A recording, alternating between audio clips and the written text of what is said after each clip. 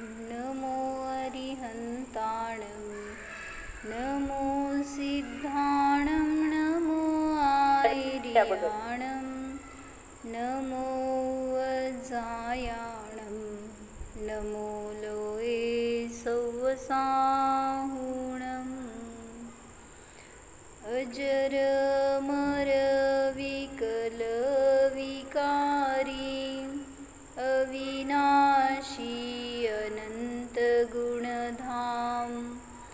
नित्यनिरञ्जनं भवदुःखभञ्जन ज्ञानस्वभावी सिद्धप्रणाम ज्ञानस्वभावी सिद्धप्रणाम। जय बोलो अनंतानंत सिद्ध भगवान की जय।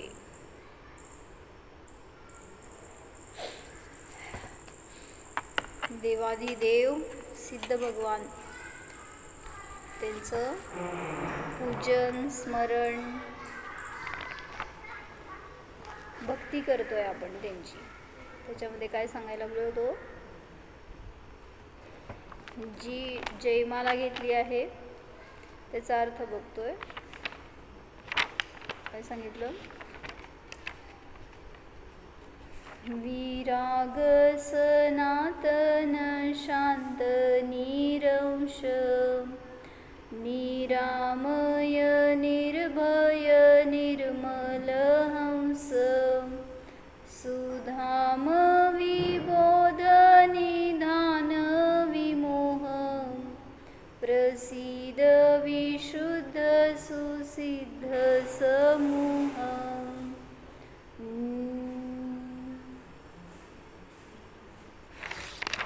काय बघितला अर्थ त्याचा आपण, कसे आहेत भगवान, विराग आहेत, सनातन शांत निरंश निरामय निर्भय निर्मल असे ते भगवान व्यवहाराने आणि निश्चयाने माझा आत्मा त्या स्वभावाचा आहे।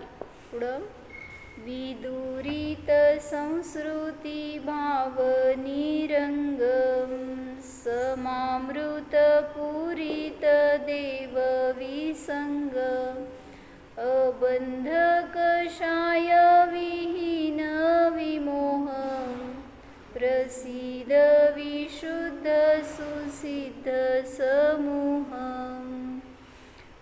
काय सांगितलं, ज्यांचे संसाराचे योग्य भाव दूर झालेले आहेत, जे अनंग निरंग स्वरूप आहेत, अशरीरी आहेत।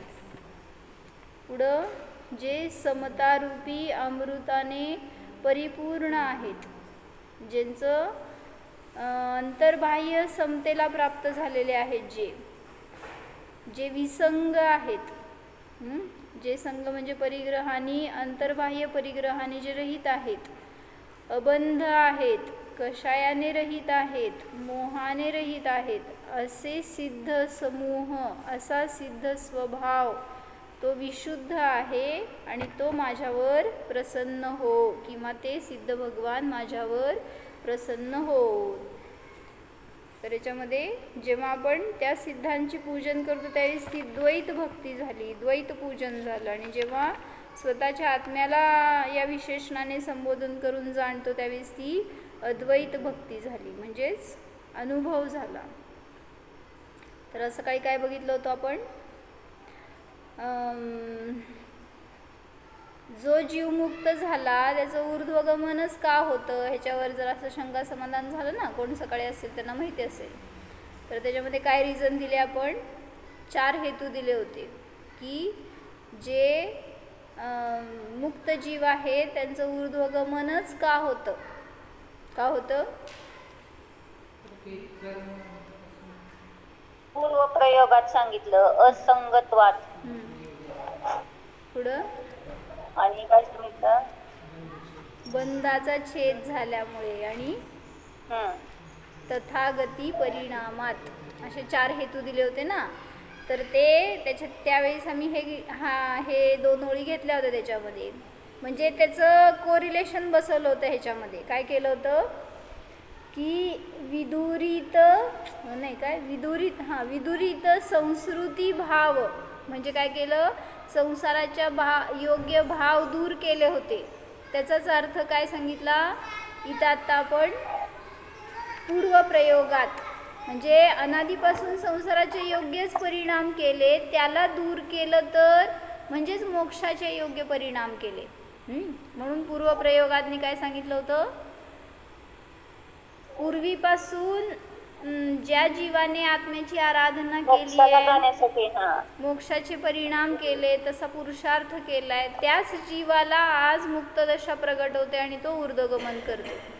मग पूर्वप्रयोगाने आज जीवाला मुक्ती झाली हे सांगितलं. तसंच इथं काय केलं, विदुरित संस्कृती भाव, ज्यांनी संसाराचे योग्य भाव दूर केलेत तोच जीव सिद्धदशेला प्राप्त होतो. त्याच्या विरुद्ध करा, ज्याने संसाराचेच परिणाम केले तो जीव पूर्वप्रयोगात अनेक अनादीच्या संस्कारवश तो जीव काय होतो, संसारालाच प्राप्त होतो. काय म्हणले काका, हे मावशी आली नाही तर काढा की, मी मावशीसाठी घातलं होतं, माहित नाही काय झालं, हे म्हणलं होतं. तर काय म्हणले, नाही तर तुम्ही पुढे या की काका, म्हणजे तुम्हाला दिसायसाठी.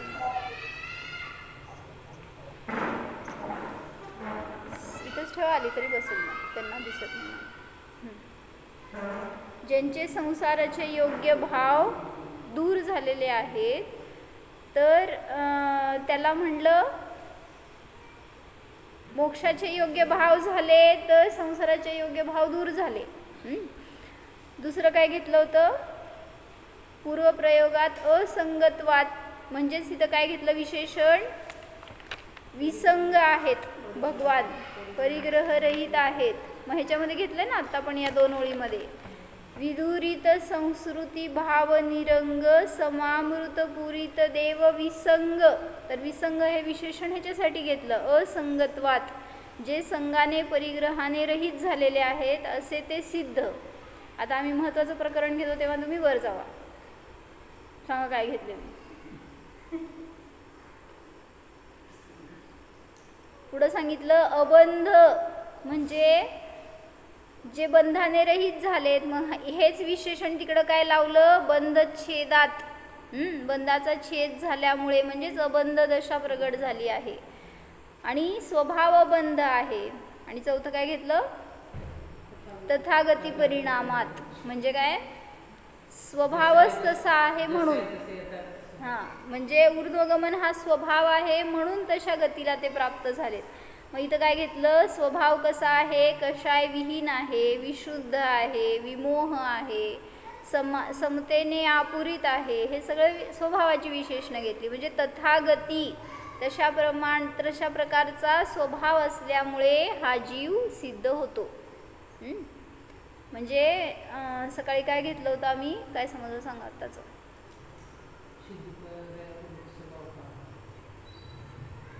नीट सांगा, मला नाही त्यांना सांगायचं तुम्हाला.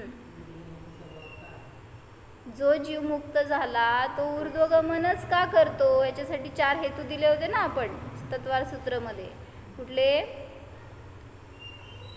पूर्वप्रयोगात, असंगत्वात, बंधच्छेदात आणि तथागती परिणामात.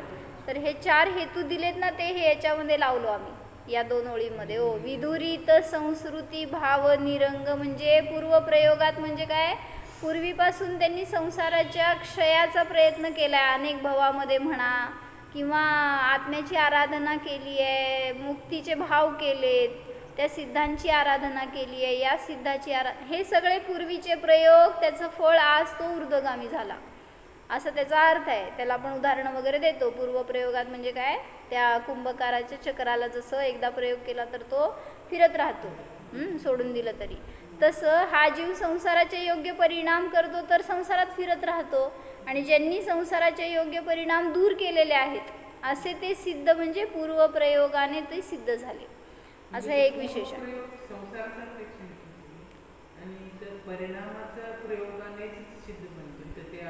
दोन्हीकडे परिणामच आहेत की, दोन्हीकडे परिणामच आहेत की. पूर्वप्रयोगमध्ये काय आहे, पूर्वप्रयोगाने जीव मुक्त होतो. म्हणजे काय प्रयोग केला पूर्वी, सकाळी सांगितलं ना की हे तर केलं नाही आहे की तो वर खाली केला म्हणजे कुठं जाऊन आलाय मोक्षात, असं तर नाही आहे. हां, म्हणजे मोक्षाची योग्य भावना केली आहे, किंवा म्हणा काय शुद्धोपयोगाची सतत आराधना केली आहे, त्या स्वभावामध्ये राहण्याचा प्रयत्न केला आहे, किंवा 32 वेळा तो दीक्षा घेतो हे सांगितलं ना. भावलिंगी संत होणार तर किती वेळा होऊ शकतो? मॅक्झिमम 32 वेळा. म्हणजे तो पूर्वप्रयोग झाला, त्याच्याद्वारे तो मुक्तीला प्राप्त होतो. म्हणून घेतलं काय, ज्यांनी संसाराचे योग्य भाव दूर केलेले आहेत चटे आहेत, तर त्याच्यात घेतलं पूर्वप्रयोगात. पुढं असंगत्वात म्हणजे इथं विसंग हा शब्द आलाय. म्हणजे परिग्रहाने जे रहित झाले असे ते विसंग. उदाहरण काय दिलंय तिथं तत्वार्थामध्ये? भोपळ्याचं काय झालं? भाजी केली. ते पुढे आहे. भोपळ्याचं काय झालं सांगा की. बरोबर, चिखल लावून त्याला पाण्यात टाकलं ना. हां बरोबर. म्हणजे लेप असलेला भोपळा बुडतो आणि लेप दूर झाला तर तो भोपळा तरंगतो. तसं इथं काय सांगायला लागले की ज्याच्याजवळ संग म्हणजे परिग्रह आहे तो भार सहित आहे, त्यामुळं तो संसार समुद्रात बुडतो. आणि जो विसंग झाला, संघाने रहित झाला, परिग्रहाने रहित झाला, तर कशाची चिंताच नाही आहे. कोण चोर येऊ दे, घेऊन जाऊ दे, माझं नाही आहे तर काय आहे तिथं. जसं आत्ता परवा त्यांनी दीक्षा घेतली, आता त्यांना घराची किती चिंता राहणार सांगा. घरातली त्यांच्या सगळ्या लेकराबाळांची, नातवंडांची किती चिंता राहणार. आता असं मस्त आराधना करायला मोकळे झाले, कोणाच्या मध्ये अध्यात नाही मध्यात. आणि तुम्ही अजून मध्यातच. कशात? म्हणजे त्यात ज्याला त्या संघाचा परिग्रहाचा विचार राहणार तो निर्भार होऊ शकत नाही, त्या संसाराच्या विकल्पामध्ये बुडालेला असतो. म्हणून असंगत्वात हेतूने इथं पण सांगितलं काय, विसंग आहेत भगवान. पुढं अबंध मध्ये बंध छेदात सांगितलं. तिथं उदाहरण काय दिलं? एरंड्याचं बी काय करायचं? तसं झालं की एरंड समजलं आम्हाला, उडाला वरते. पुढं सांगा तसं. हां, म्हणजे जोपर्यंत कर्माच्या आवरणामध्ये आहे तोपर्यंत जीव संसारात आहे. एकदा त्या आवरणाने रहित झाला तर स्वभावाने वर जातो. जसं ते एरंड्याचं बी, त्याचं वरचं कवर नुसतं लूज झालं, सरकलं तरी सुद्धा ते स्प्रिंग सारखं वर उडते. तसं तिथं त्यांनी उदाहरण दिलं, अबंध हा जीवाचा स्वभाव असल्यामुळे. आणि शेवटचं तथागतीमध्ये काय सांगितलं उदाहरण? काका तुम्ही होता मला माहित आहे, म्हणून इथं बसत जावं माझ्यासमोर. शास्त्र मिळतं, बघायला मिळतं, घरात उपयोग राहत नसतो. त्यांना पण घेऊन या उलटं. तुम्ही त्यांच्याबरोबर घरात बसा लागलाय उलटं. काय म्हणले? तथागती परिणामात म्हणजे उदाहरण काय दिलं? नाही लिहिलं. अग्नीची शिखा काय करते? ती स्वभावाने वर जाती. पण तुम्ही त्याच्यावर, त्या शेगडीवर, बर्नरवर तुम्ही भांड ठेवलं, काय झालं? किंवा त्या अग्नीला वारा लागला, काय झालं? त्याची दिशा बदलती, यथातथा दिशेमध्ये ती गमन करते अग्नी. तसं सांगितलं इथं सुद्धा जीवाचा स्वभाव ऊर्ध्वगामी आहे, पण जेव्हा त्याच्यावर कर्मांचं आवरण येतं तर तो यथातथा गतीला प्राप्त होतो. म्हणून तिथं तथागती परिणामात सांगितलं म्हणजे स्वभाव तसा आहे. तसं इथं सांगितलं कषाय विहीन, विमोह, विशुद्ध हा जीवाचा स्वभाव आहे. आणि चांगलं काय घटवलं होतं सकाळी? या 4 मध्ये त्यांनी 5 समवायला होतो ना आपण. कुठले? पुरुषार्थ.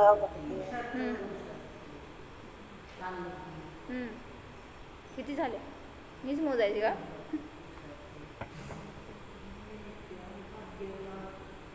दैव, पुरुषार्थ, उपादान, निमित्त आणि काललब्धी म्हणा.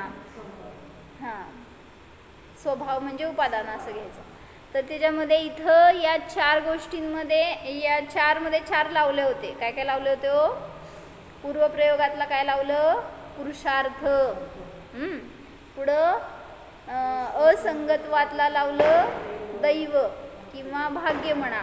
कळते का काय म्हणायला लागले? म्हणजे पुरुषार्थ केला ना, पूर्वापासून प्रयोग केला म्हणजे पुरुषार्थ केला आहे जीवानी, म्हणून हे पुरुषार्थ हे कारण लागतं. पुढं असंगत्वातला दैव, उपादान नाही, दैव म्हणजे का हे म्हणायचं, भाग्य म्हणायचं, क्रमनियमित म्हणा. नाही, भूतकाळात जे काय लावलं ते दैव, माझं दैव असं होतं म्हणून मला असं फळ मिळालं. मग सगळ्यामध्ये फळ आहेच की, पुरुषार्थाला पण फळ आहे, उपादानामध्ये आहे, निमित्तामध्ये आहे. फक्त पूर्वी भूतकाळाचं लावतो त्याला दैव म्हणलं, वर्तमानात आणि पुढे भविष्याच्या अपेक्षेने पुरुषार्थ म्हणलं. तर असंगत्वातला लावलं दैव. आणि तिसरं काय? बंधच्छेदात, मग त्याला काय लावायचं? निमित्त आहे. ते कर्मांचं निमित्त बंद होतं म्हणून तुम्ही संसारात होता, आणि ते सुटलं म्हणून तुम्ही मुक्त झाला. हे सगळं निमित्त रूपाने. आणि पुढं तथागती परिणाम म्हणजे उपादान. म्हणजे तसा स्वभाव असल्यामुळे तथागती असं घेतलंय ना, म्हणजे तो जीवाचा स्वभाव असल्यामुळे. ठीक आहे, हे सगळं सकाळी आम्ही लावलं होतं, असंच लागलं म्हणून बरं का, त्याच्याबद्दल काय कुठं आधार आहे असं नाही, सहज दे. तर अबंध आहे जीव, ह्याच्यासाठी काय सांगत होतो? बंध का आहे जीवाला? कारण परिणाम जीव दुसऱ्याशी जोडतो परिणामातून, आणि जिथं पराशी जोडला जातो तिथं नियमाने संकट आहे, दुःख आहे. आणि जितकं निस्संग राहतो तितकं सुख आहे. मग त्यासाठी एक उदाहरण काय सांगितलं की 2 भाऊ होते, आणि त्यामध्ये एक मोठा भाऊ होता तो आंधळा होता, आणि छोटा भाऊ होता तो चांगला होता. पण अशी काय परिस्थिती फार चांगली होती असं नाही. मग वडीला आयुष्यभर त्यांच्या दोघांना सांभाळायच्यामध्ये मोठ्या मुलाचं जास्त काळजी घ्यायची, कारण तो आंधळा होता. आणि मग आता त्यांचं वय झालं, ते थकले, बेडवर पडले, म्हटल्यावर त्यांना चिंता लागून राहिली की आता मोठ्या मुलाचं कसं होणार. आता मरायची वेळ आली म्हटल्यावर त्या दोघांना बोलवलं जवळ, आणि छोट्याला सांगितलं की तू त्याचं सांभाळ कर, कारण त्याला बघणारं कोण नाही आहे, तर त्याची जबाबदारी मी तुझ्यावर सोडतो आणि मी जातो. मग भावाचं पण प्रेम होतं, तो पण म्हटलं ठीक आहे मी आहे की, कशाला काळजी करता.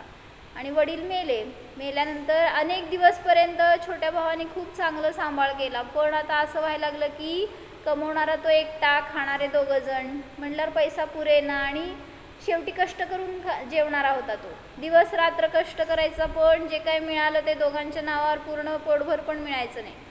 आणि एकदा उपाशी झोपायचा आणि भावाला खाऊ घालायचा. असं करत अनेक दिवस गेल्यावर त्याची शक्ती पुरेना. मग आता विचार काय यायला लागले, हा म्हणजे माझ्यावर भार आहे, आता मी काय करू. मग असंच त्याने अनेक दिवस परत ओढत राहिला, पण आता त्याला सहन होईना, ते त्याला झेपेना.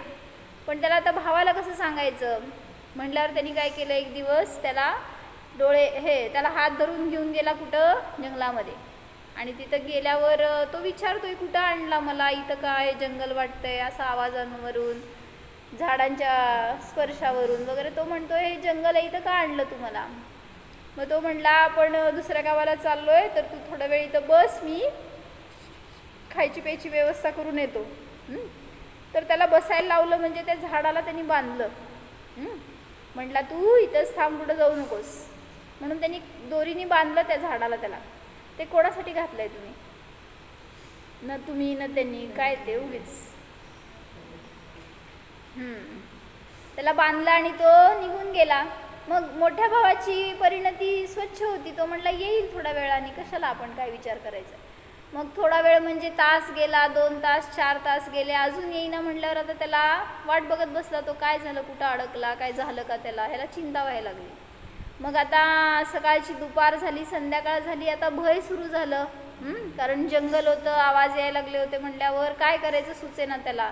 मग त्याला हळूहळू कळायला लागलं की भाऊ मला इथं सोडायसाठीच आला होता, आणि आता तो परत यायचा नाही. रात्र झाली. आता त्याला त्या पशूंचं भय वाटायला. म्हटल्यावर काय करायचं हे डोक्याने तो विचार करत असताना त्याला आठवलं की त्याच्या खिशामध्ये तो काहीतरी खायला म्हणून फळं, चाकू ठेवायचा. तर त्याकडे चाकू होता.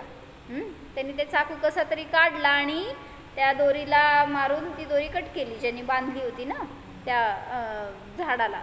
तर ती दोरी कट केली आणि तसंच चढत चढत त्या झाडाच्या वर सगळ्यात वरच्या टोकावर जाऊन बसला. पशूंचे आवाज यायला लागले म्हणल्यावर स्वतःची रक्षा करण्यासाठी. आणि झालं नेमकं असंच की त्याच झाडाखाली एक एक करत सगळे पशु जमा झाले. त्यांची मीटिंग होती आज तिथं. मग ते चित्ता आला, वाघ आला, हरिण आला, असं सगळे एक एक एक करत सगळे, कोल्हा, लांडगा सगळे येऊन ते झाडाखाली जमा झाले. कोणाला माहीत नव्हतं तो वर आहे म्हणून. तर पण त्याला माहिती होतं सगळे खाली यायला लागलेत म्हणजे आवाजावरून वगैरे. आणि तो घाबरायला लागला ॲक्च्युली, पण स्थिर बसला, काय आपल्याला कळू नये कोणाला मी इथं आहे म्हणून. आणि नेमकं सगळेजण जमा झाल्यावर त्यांच्यामध्ये डिस्कशन सुरू झालं होतं. म्हणले सांगा तुमच्यामध्ये काय नवीन आहे, काय तुम्ही, त्यांचं काय 1 महिन्याला वगैरे अशी मीटिंग असायची. मग म्हणले महिन्याभरात काय नवीन ऐकलंय, केलंय, बघितलंय, काय समजलंय सांगा एकमेकांचं एकमेकाला. मग त्याच्यामध्ये चित्ता बोलला. तो म्हणाला की मला एक नवीन जडीबुटी कळाली आहे की आपण आता ज्या झाडाखाली उभारलोय ना, तर या झाडाचा रस जर एखाद्या आंधळ्याने आपल्या डोळ्यात घातला तर त्याचे डोळे येतात. तुम्हाला किती आनंद झाला. तर ते बसा. तर तो म्हणाला की जर म्हणजे तो चित्ता असं म्हणायला लागल्यावर त्या आंधळ्याने ऐकलं ना, म्हणला की हे काय तर खोटं बोलत असणार, काय माहिती असं काय होतंय का नाही. तर तो म्हणा चेक करून बघू. चाकू त्याच्याकडे होताच. काय केलं त्यांनी, जवळच्याच फांदीचे थोडंसं साल काढलं आणि डोळ्यात पिळलं, तर खरंच त्याची दृष्टी आली. आणि मग तो पाहू लागला. म्हणल्यावर आता जास्त भीती वाटायली. सगळे एवढे कधी न बघितलेले पशु खाली दिसायला लागलेत, सिंह, वाघ वगैरे. म्हणल्यावर तो घाबरला पहिल्यांदा, पण शांत बसायचं आहे, काय काम करायचं नाही आहे. एक काम झालं आहे आपलं म्हणल्यावर अजून काहीतरी आपल्याला मिळेल. तर तो असं स्थिर बसून राहिला. मग आता चित्त्याची वारी झाली. मग दुसऱ्याला विचारलं, कोल्ह्याला म्हटला सांग तुला काय नवीन कळालं आहे महिन्याभरात. तर तो म्हणाला की आपल्या या अरण्याच्या बाहेर बाजूला एक नगर आहे, तर त्या नगरामध्ये असणारे सगळे मनुष्य, स्त्री असू देत पुरुष असू देत, आज अपंग आहेत. त्यांचं एखाद्याचं पाय तरी कुबडा आहे, काय पाय लंगडा आहे, हात तुटका आहे किंवा कुबड आला आहे, काही ना काही व्यंग आहे त्यांच्यामध्ये. सगळं गावच्या गाव. मग तो म्हणाला की सगळ्यांनी विचारलं असं का, काय झालं आहे. म्हणाला ह्याचं कारण कोणालाच माहीत नाही काय झालं ते, पण एक दिवस असा झाला की अचानक सगळ्यांना अशी व्याधी आली आणि त्या दिवसापासून जी पण पिढी जन्मती आहे ना, ती पण तशीच जन्माला येते. मग सगळ्यांनी सगळे शोध लावले, पण कोणाला काय माहीत नाही आहे, पण त्याचं उत्तर मला माहीत आहे. कोण म्हणाला असो, कोल्हा म्हणाला. मग विचारलं सगळ्यांनी काय कारण आहे सांग.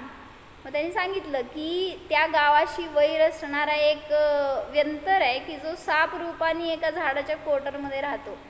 त्याच नगराच्या बाहेर एक झाड आहे नदीच्या बाजूला, तर त्या कोटरमध्ये राहतो तो.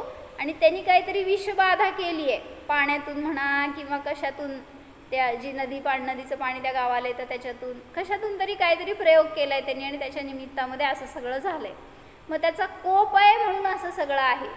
मग सगळ्यांनी विचारलं ह्याच्यातून बाहेर कसं पडणार ते. सोपं आहे म्हणले, जर त्याला एक वाटीभर दूध पाजवलं आणि फक्त क्षमा म्हणलं ना, तो आपल्या वाटेने निघून जाणार आहे आणि हे सगळे सुधारणार आहेत. कोण ऐकलं हे? तुम्ही सगळे. तरी नाही, तुम्ही सगळ्यांनी पण ऐकलं की. मग तो हे ऐकतो. मग म्हणाले सगळेजण, दुसऱ्याला विचारला अजून काय, कोणी काय ऐकलं. तर वाघाला विचारल्यावर वाघ म्हणाला की मला सगळ्यात जास्त ग्रेट न्यूज मिळाली आहे. काय म्हणलं तर की या राज्याची राजकुमारी आहे ना, तर तिला असाध्य रोग झाला एक, आणि ती निश्चित पडू नये ना एका ठिकाणी, तर अनेक दिवस झाले, महिने झाले ती उठत नाही आहे. आणि सगळे वैद्य, हकीम, राजा म्हटल्यावर काय नाही करणार, सगळे प्रयत्न केले पण ती काय स्वस्थ होईना. काय कारण आहे हे कोणाला समजेना. वाघ म्हणाला त्याचं कारण मला माहिती आहे. काय झालं होतं तिला, तर सांगितलं की ती जिथं झोपली आहे ना, तर तो बेड असतो ना त्याच्यावर सगळं पूर्ण बाजूनी अजूनी असं झाकलेलं असतं पांघरून. काय म्हणायचं तुम्ही घालता ना, काय घालता, बेडशीट म्हणा असं टाईपमध्ये. तर जे काय घातलेलं आहे ना ते पूर्ण पांघरून घातलेलं आहे, ते खालचं काय दिसत नाही. आणि तिथे खालती एक काळी मांजर आहे की जी काय मंत्रित असेल असं काय मला माहीत नाही, पण ती मांजर जोपर्यंत तिथं आहे ना तोपर्यंत ती अस्वस्थ राहणार, तोपर्यंत तिला रोग राहणार. जर कोणी ती मांजर काढून टाकली तर ती लगेच उठून बसेल. पण हे कोणाला माहीत नाही. असं सगळ्यांचं डिस्कशन झालं आणि आजची सभा बरखास्त झाली. आता काय केलं हो त्यांनी?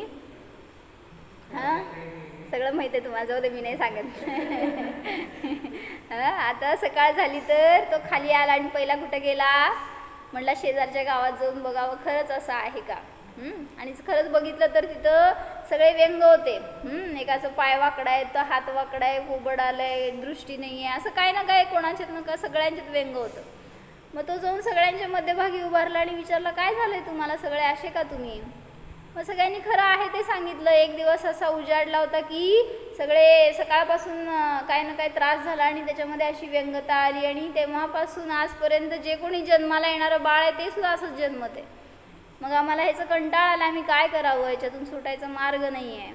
मग तो म्हणाला, मी तुमची मदत करतो. मग सगळ्यांनी त्याची थट्टा केली. म्हणले, आम्ही काय प्रयत्न न करता बसलोय का इथं, सगळं करून झालंय आमचं, तू काय करणार आहेस? तो म्हणाला, मला चान्स द्या, मी प्रयत्न करतो. मग तुम्ही काय देणार मला? मी जर तुम्हाला स्वस्थ केलं तर तुम्ही काय देणार? सांगा, काय देणार हो? तुमची सर्दी मी आत्ता बरी करून देते, काय देणार? म्हणजे सगळे ते म्हणाले, एवढं मोठं रोग आहे हा, एवढं मोठं आमच्यावर संकट आहे की काय मागशील ते द्यायला आम्ही तयार आहे, पण आम्हाला ह्या व्याधीतून मुक्त कराय. मग तो म्हणाला, तुम्ही आज रात्री झोपा, उद्या आपण बघू. ते सगळे गेले आणि हा गेला कुठं? नदीच्या काठी त्या पिंपळाच्या झाडाच्या कोटरमध्ये जाऊन खरंच एक दूध वाटी घेऊन गेला, वाटीभर दूध घेऊन, आणि तिथं जाऊन बसला तर खरंच काय झालं, तिथे एक काळा कोबरा साप दिसला त्याला.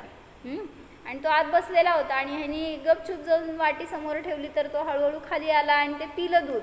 आणि ह्यानी काय केलं, काय तुझ्याकडनं आमच्याकडून या गावाकडून तुला काय बाधा झाली असेल तर क्षमा, तू तुझ्या वाटेने निघून जा, कोणाला कुठला उपद्रव करू नको.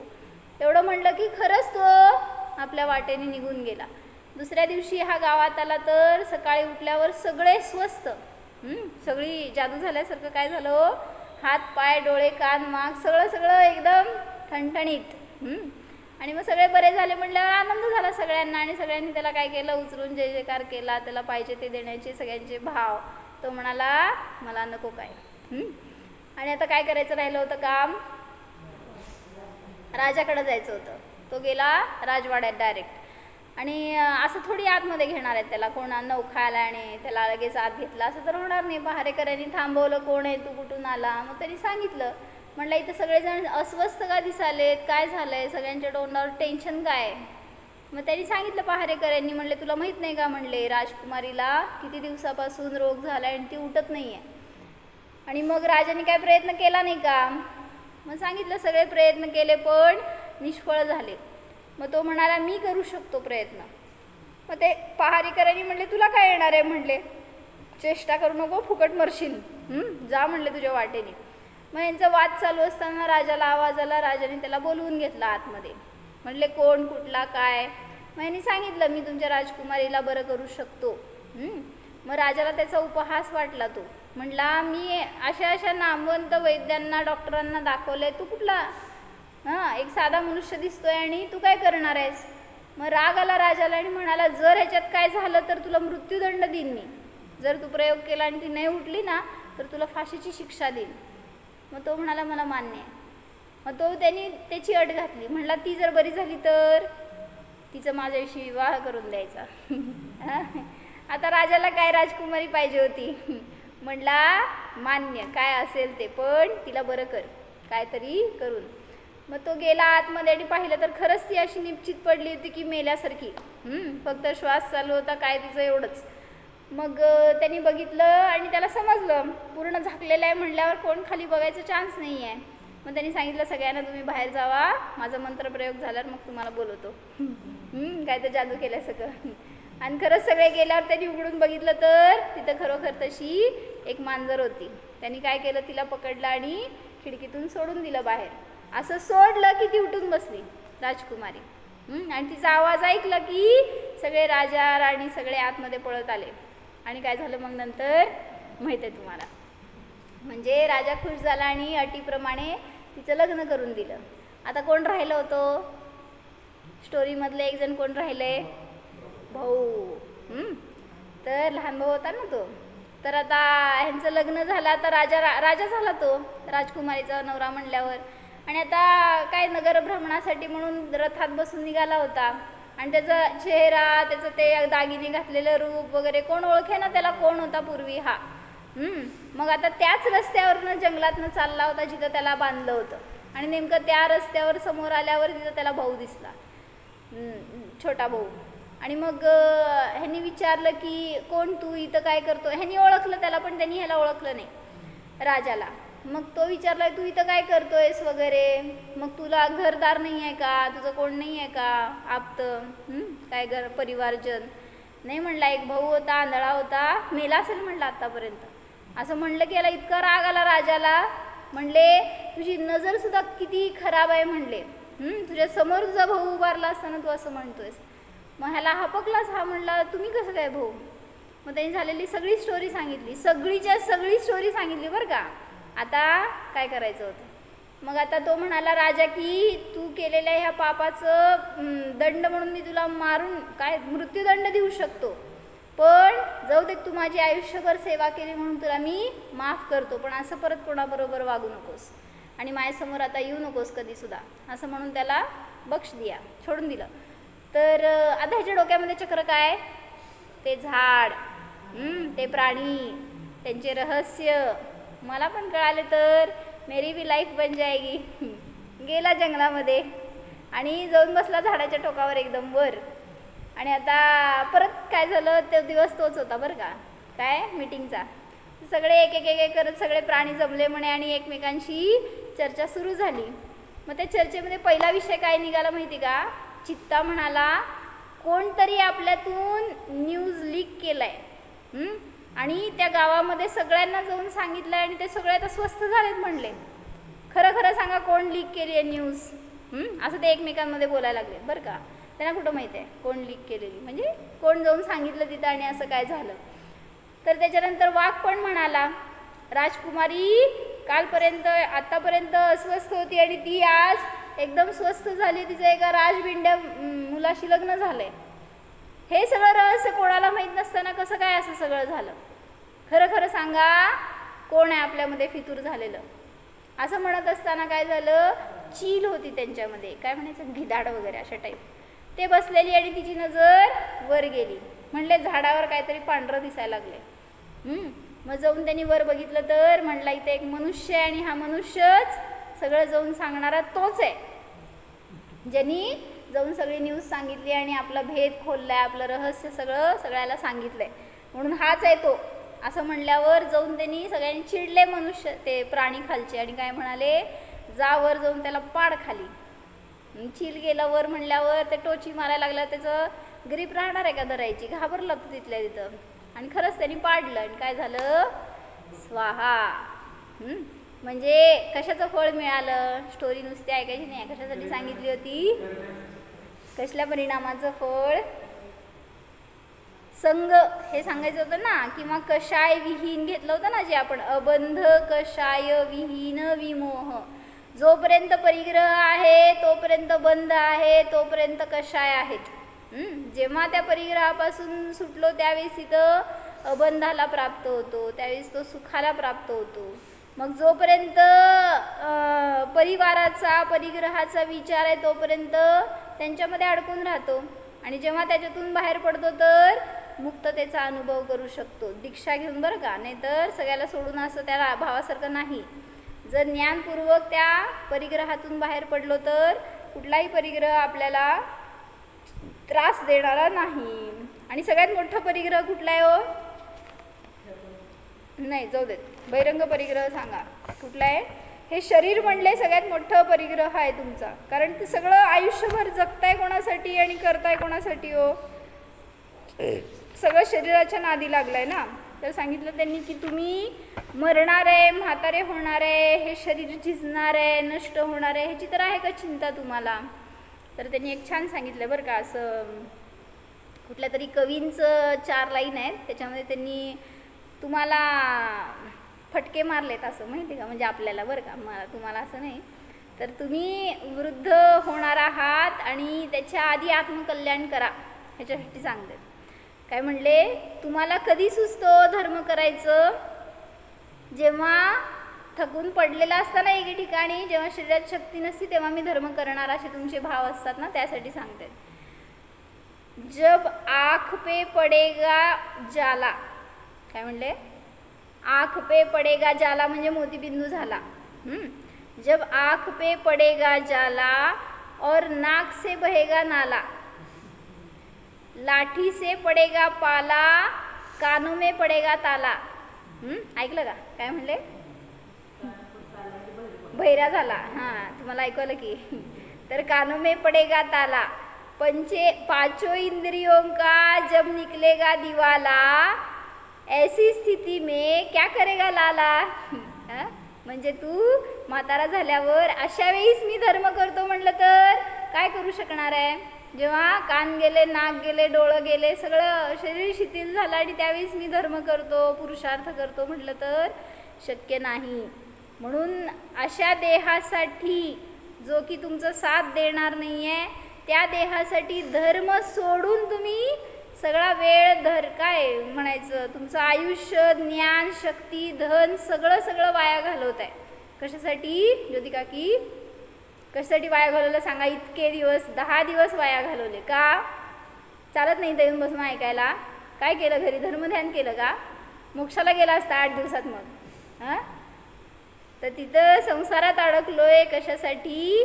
तर या देहासाठी सर्व धर्म कार्य आधी सोडून सर्व जीवन व्यर्थ घालवतोय. म्हणून सांगतायत की जीवा जागा हो, ह्या शरीरासाठी नाही तर स्वतःसाठी जग. म्हणून काय म्हणलं? देह के पीछे पड़ा है, कब तक संग रहे, कब तक संग रहे, मिट्टी में आखिर मिलेगी, विपत्ति अब क्यों सहे, विपत्ति अब क्यों सहे. आत्मा की महिमा सुनकर दंग रह गया, ढलता सूरज संध्या समय का मानव से कह गया. ऐकलंय? पुण्य तेऱ्या नर जन्म के संग बह गया, ढलता सूरज. तुमचं सगळं आयुष्य असं ढळत चाललंय, नष्ट होत चाललंय आणि त्याच्याबरोबर पुण्य पण क्षीण होत चाललंय. मग हा भाव मिळालाय तर कशासाठी वापरला आपण? सगळ्या त्या पूर्ण वैराग्य दाखवलं त्या भजनामध्ये. म्हणून सांगितलं की तुम्ही आज आत्ता या क्षणाला आत्मकल्याण करा तर सिद्ध दशा किंवा सिद्ध स्वभाव प्राप्त करणं अवघड नाही. ओ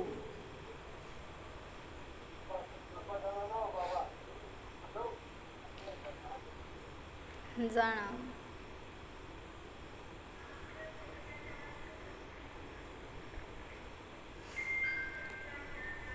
संग म्हणजेच परिग्रहाने रहित निसंग स्वभाव जाणा.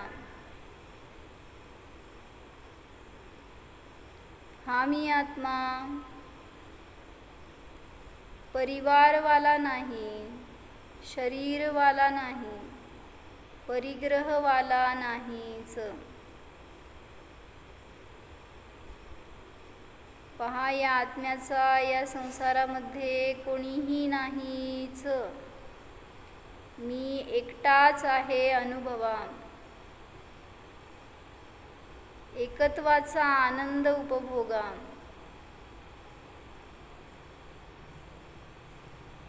परद्रव्याची चिंता माझ्यामध्ये नाहीच. चिंतन करा.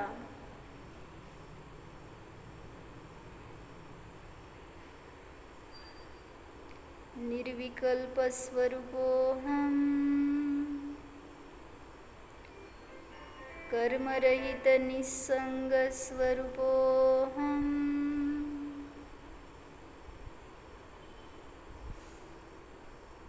सिद्धोऽहम्.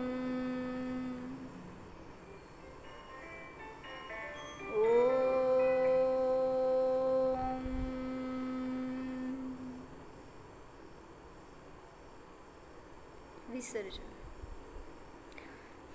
नमो अरिहंता